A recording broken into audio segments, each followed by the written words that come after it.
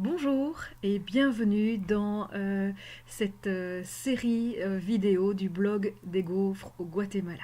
Alors le blog des gaufres au Guatemala, c'est un blog de couture amateur. Je l'ai ouvert il y a de cela environ 2 ans et c'est un blog qui m'a permis d'échanger à mesure de mes découvertes dans le monde de la couture amateur. Alors pourquoi lancer maintenant une petite série de vidéos? Eh bien c'est une thématique bien particulière que je veux travailler avec vous dans ces vidéos, c'est la thématique des livres de couture. Donc ce sont des vidéos lecture couture. Alors je ne sais pas si c'est aussi votre cas, mais il me semble que je prends autant de plaisir et de plaisir créatif en feuilletant et refeuilletant les bons livres de couture que j'ai la chance d'avoir à la maison, que en passant quelques heures derrière ma machine à coudre. En fait, j'aime les deux, mais la lecture participe vraiment de ce plaisir créatif où on peut vraiment regarder page après page les modèles, s'en inspirer, les imaginer de toutes sortes de façons pour des personnes différentes, dans des tissus différents. Et donc, ces moments lecture pour moi, participe vraiment du plaisir qu'on a à faire de la couture amateur. Malheureusement, quand on décide de se faire un petit cadeau, de se faire un petit plaisir et de s'offrir un livre de couture, c'est pas toujours facile de choisir lequel. Alors, deux alternatives évidemment. Soit vous avez près de chez vous une librairie qui entretient un bon rayon couture. Il vous suffit alors, entre guillemets, de vous y rendre et de faire votre choix. Soit vous n'avez pas cette chance-là. Ou alors, comme c'est mon cas, vous avez cette chance-là, mais pas toujours le temps pour vous rendre dans la librairie en question. Chez moi, la librairie à laquelle je pense se situe à environ 30 minutes de mon domicile. 30 minutes aller, 1 heure choisir, 30 minutes retour, ça fait 2 heures de temps et malheureusement, je n'ai pas toujours la possibilité de dédicacer 2 heures d'affilée à ma passion, même si c'est le week-end, que c'est le samedi en tout cas. Donc l'autre alternative évidemment, c'est l'achat en ligne. Et là, je suis souvent déçue parce que il faut d'abord trouver le bon ouvrage. On a des moteurs de recherche qui fonctionnent assez bien.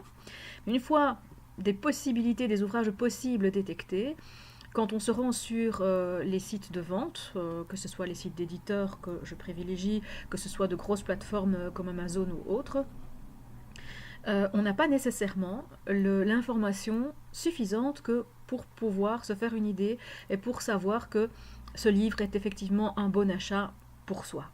Je cite ici un cas un peu extrême, mais il m'est même arrivé d'être intéressé par l'achat d'un livre et de ne même pas réussir à trouver le nombre de pages du livre. Donc on a en gros un titre, on a un prix évidemment, et pour le reste, c'est un petit peu le hasard, un petit peu la chance ou la malchance qui fait qu'au final, on sera satisfait de son achat. Alors, en réfléchissant à cette difficulté, j'ai eu envie d'ouvrir cette série de vidéos pour partager avec vous les quelques coups de cœur que j'ai dans ma bibliothèque et avoir l'occasion d'échanger avec des personnes qui aiment autant coudre que moi, échanger sur nos lectures. Et donc, je me propose de faire de ces ouvrages une présentation à la fois, on va dire, subjective et chaleureuse, parce que l'histoire qu'on a avec un livre est toute personnelle, mais c'est quand même, à mon sens, intéressant de pouvoir exprimer ce qu'on aime, ce qu'on n'aime pas. Évidemment, vous qui m'écoutez n'avez pas nécessairement les mêmes goûts que moi, les mêmes préférences que moi, donc ça sera à vous de faire un tri, évidemment, dans toute cette information. Mais je veux aussi vous fournir le minimum objectif de base.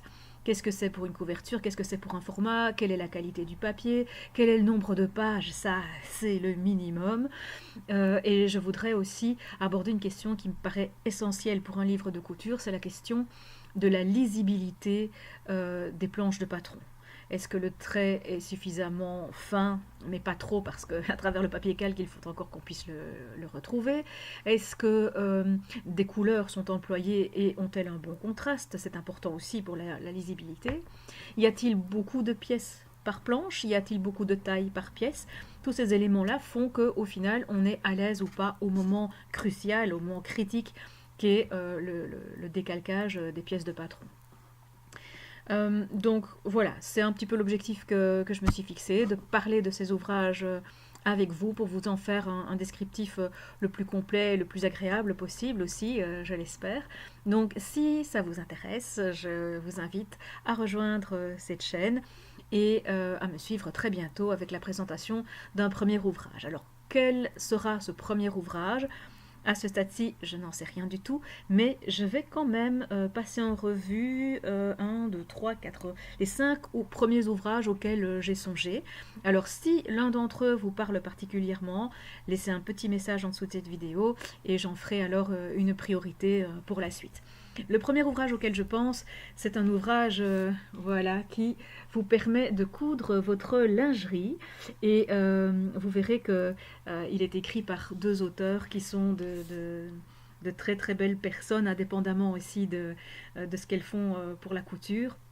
C'est un ouvrage dont je raffole et dont je me réjouis vraiment de partager avec vous les quelques caractéristiques probantes. Ça s'appelle Coudre sa lingerie et les auteurs sont Catherine Shears et Laura Stanford. Alors, un autre duo que j'aime énormément, qui transpire vraiment la chaleur humaine, la gaieté de vivre, il s'agit de Riet et Lies, donc Lies Botterman, Riet van de Waal, et c'est un ouvrage, alors c'est un ouvrage qui s'appelle Zo geknipt, tué, donc c'est un ouvrage rédigé en néerlandais. Alors, comme dans ma bibliothèque personnelle, on va trouver des ouvrages en anglais, en néerlandais ou en français, mais que ma chaîne vidéo est une chaîne vidéo francophone. Ce que je ferai lorsque je vous présente des ouvrages qui ne sont pas rédigés en français, je vérifierai toujours si oui ou non ils existent en version francophone. Et si ce n'est pas le cas, alors j'irai peut-être davantage dans le détail pour vous permettre de bien évaluer si, sans pratiquer peut-être la langue en question, vous avez quand même un avantage quelconque à vous le procurer ou à le feuilleter à l'occasion. Et ça dépendra évidemment de votre niveau de couture, mais aussi des explications, des schémas, des dessins techniques qui se trouvent ou non dans l'ouvrage requis, quoi. Donc, Zo geknipt tué.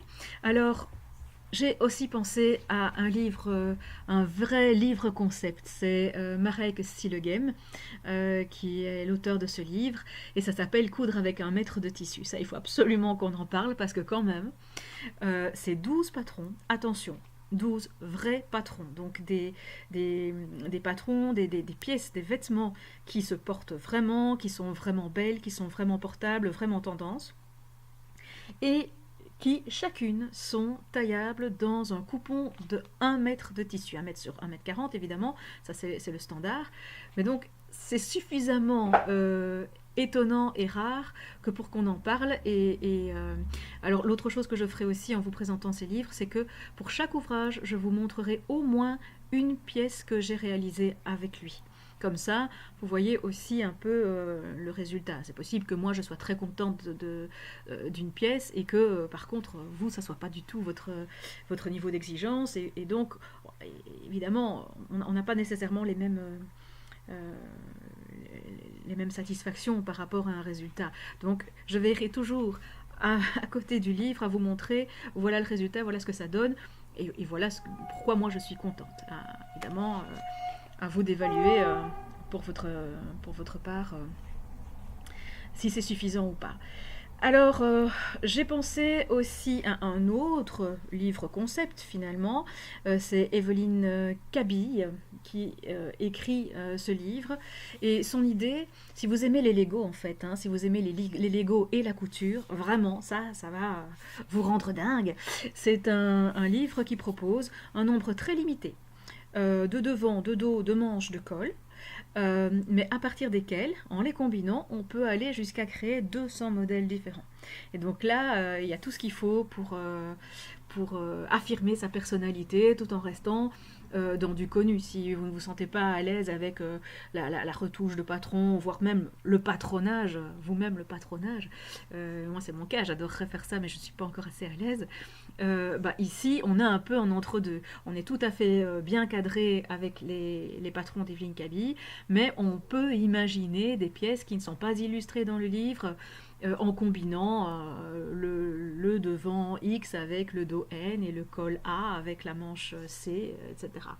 Donc voilà, à la frontière de la couture et des Lego, le livre de Evelyn Kaby, 200 top. Et ici, je sais qu'il est ultra connu, que c'est un grand classique, mais quand même, j'avais envie de vous dire un mot d'Annabelle Benilan et de son vestiaire scandinave. Donc, si quelque chose vous parle là-dedans, si dans tous ces ouvrages il y en a qui vous intriguent, qui vous intéressent plus que d'autres, laissez-moi un petit message et j'en ferai alors une priorité pour les vidéos suivantes.